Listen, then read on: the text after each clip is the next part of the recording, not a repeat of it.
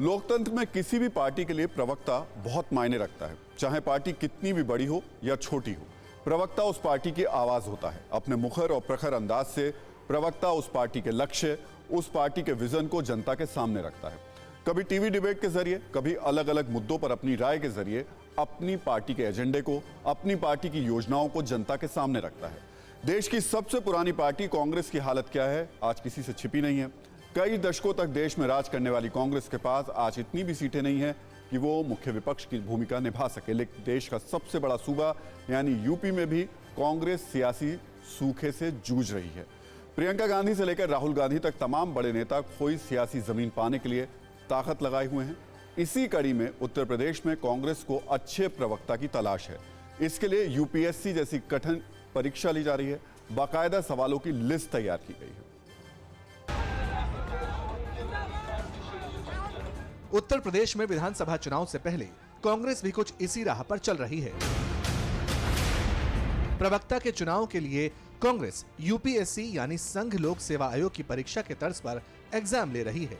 UPSC परीक्षा का स्तर यूं समझिए कि इसी इम्तिहान से भारतीय प्रशासनिक सेवा, भारतीय पुलिस सेवा और भारतीय विदेश सेवा समेत ऊंचे ओहदे के लिए तमाम अफसर चुने जाते हैं। कांग्रेस अब प्रवक्ता के चुनाव के लिए इसी स्तर की परीक्षा ले रही है। मकसद यही है कि ज्यादा से ज्यादा लोगों को कांग्रेस के इस अभियान में जोड़ा जाए और ऐसे तमाम लोगों को मौका दिया जाए। खुला मंच है, परीक्षा देकर जो आएंगे तो उनका आत्मविश्वास भी अलग रहेगा, उनकी समझदारी, उनकी सोच, उनकी जानकारी भी एक स्तर की होगी।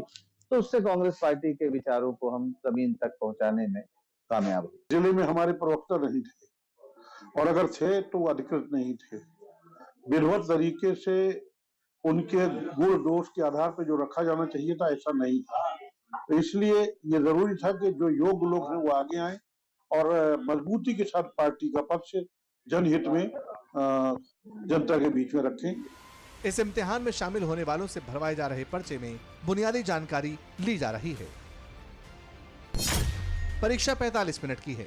इसमें उत्तर प्रदेश की सियासी सूरत से लेकर राज्य में कांग्रेस की स्थिति और विपक्ष की स्ट्रैटेजी जैसे तमाम मुद्दों पर 22 सवाल पूछे जा रहे हैं। लिखित परीक्षा के साथ ही उम्मीदवारों का इंटरव्यू भी लिया जा रहा है। बताया जा रहा है कि इस इम्तिहान के नतीजे दिसंबर के आखिरी हफ्ते में सामने आएंगे। साल 1989 से ही यूपी की जनता चुनावी इम्तिहान में कांग्रेस को फेल करती रही है। इसके कई कारणों में एक वजह यह भी है कि प्रवक्ता पार्टी की बात और उसकी नीतियां लोगों तक ठीक से पहुंचा नहीं पाए।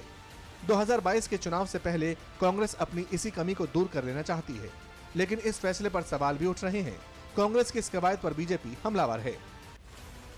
वैसे कांग्रेस इस तरह की परीक्षा कोई पहली बार नहीं ले रही। जून 2018 में भी पार्टी ने यूपी में प्रवक्ताओं के चुनाव के लिए इसी तरह की परीक्षा ली थी। यूपी में सत्ता से दूर कांग्रेस अपनी खोई जमीन पाने के लिए एड़ी चोटी का जोर लगा रही है। सत्ता वाले संयोग के लिए, प्रवक्ता चुनने के लिए परीक्षा का महाप्रयोग इसी का हिस्सा है। तथ्य बोलो, आत्मविश्वास से बोलो और ऐसे बोलो कि सुनने वाला आपका मुरीद हो जाए। देश की राजधानी के साथ ही प्रदेश की राजधानियों के बाद जिलेवार कांग्रेस के प्रवक्ताओं की जरूरत कांग्रेस पार्टी को देर से ही सही लेकिन समझ आ गई है। दिल्ली से कैमरामैन संजीत के साथ कुमार विक्रांत सिंह, टीवी 9 भारतवर्ष। तो प्रवक्ता पार्टी की नीतियां ठीक तरीके से जनता तक पहुंचाएं, इसलिए उनका पढ़ा लिखा और समझदार होना बेहद जरूरी है।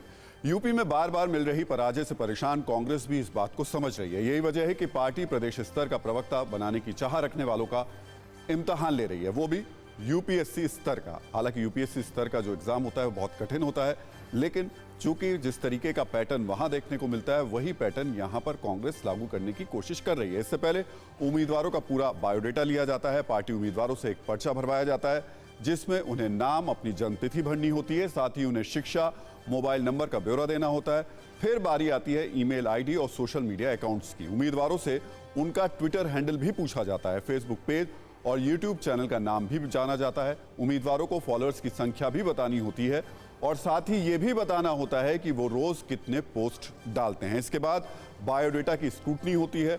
जो इसमें सफल रहते हैं उनकी परीक्षा ली जाती है। कांग्रेस प्रदेश प्रवक्ताओं के लिए जो परीक्षा ले रही है उसमें 22 सवाल पूछे जा रहे हैं। हम आपको उनमें से 10 मुख्य सवालों के बारे में बताते हैं, जिससे आप ये समझ जाएंगे कि कांग्रेस के क्वेश्चन सेटर्स के मन में क्या चल रहा है।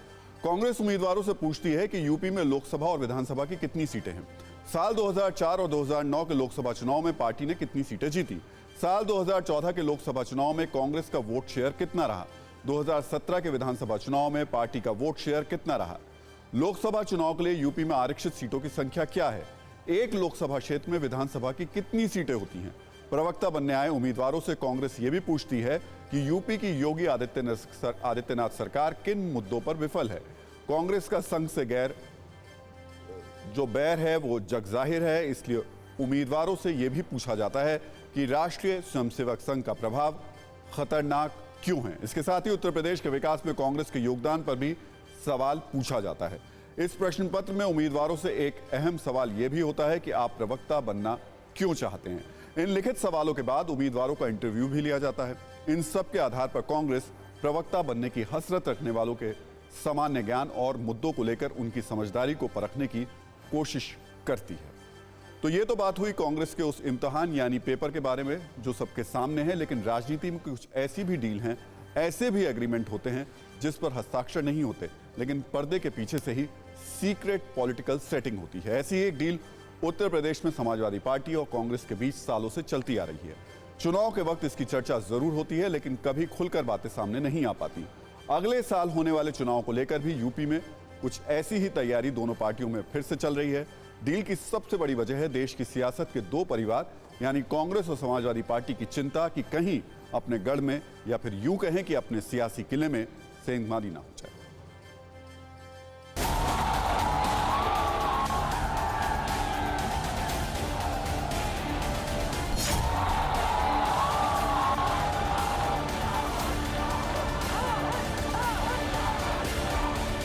देश के दो बड़े सियासी परिवार के दो लड़कों के महामिलन की यह तस्वीर 5 साल पुरानी है।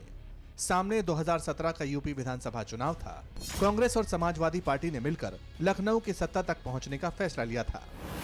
हालांकि चुनावी नतीजों के बाद साइकिल और हाथ का सियासी गठजोड़ टूट गया। दोनों के रास्ते अलग अलग हो गए। लेकिन अब एक बार फिर कांग्रेस और समाजवादी पार्टी यूपी में अपने अपने किले को बचाने के लिए सीक्रेट गठजोड़ की कवायद में जुट गई है। इस कड़ी में आज अखिलेश यादव ने अपने गढ़ मैनपुरी पहुंचकर हुंकार भरी। अखिलेश ज्यादातर बीजेपी पर हमला करते हैं, लेकिन कांग्रेस पर निशाना साधने से बचते रहते हैं। कांग्रेस के लिए रायबरेली और अमेठी जितनी अहम है, समाजवादी पार्टी के लिए इटावा, कन्नौज, आजमगढ़ और मैनपुरी उतनी ही महत्वपूर्ण है। अपने अपने किले पर वर्चस्व बनाए रखने के लिए दोनों पार्टी इन 6 जिलों की विधानसभा सीटों पर आपसी तालमेल के साथ उम्मीदवारों को उतारती रही है। इस बार की लड़ाई भी बहुत बड़ी है। दोनों के रास्ते अलग हैं, लेकिन अपने अपने किले में दोनों पार्टियों की तैयारी फिलहाल तालमेल बैठाने की है। खबर है कांग्रेस महासचिव प्रियंका गांधी रायबरेली और अमेठी की 10 विधानसभा सीटों पर उम्मीदवारों के चयन के लिए मंथन में जुट गई हैं। माना जा रहा है समाजवादी पार्टी के साथ सियासी तालमेल बिठाने के लिए टेबल पर बैठने से पहले प्रियंका गांधी होमवर्क पूरा करना चाहती हैं।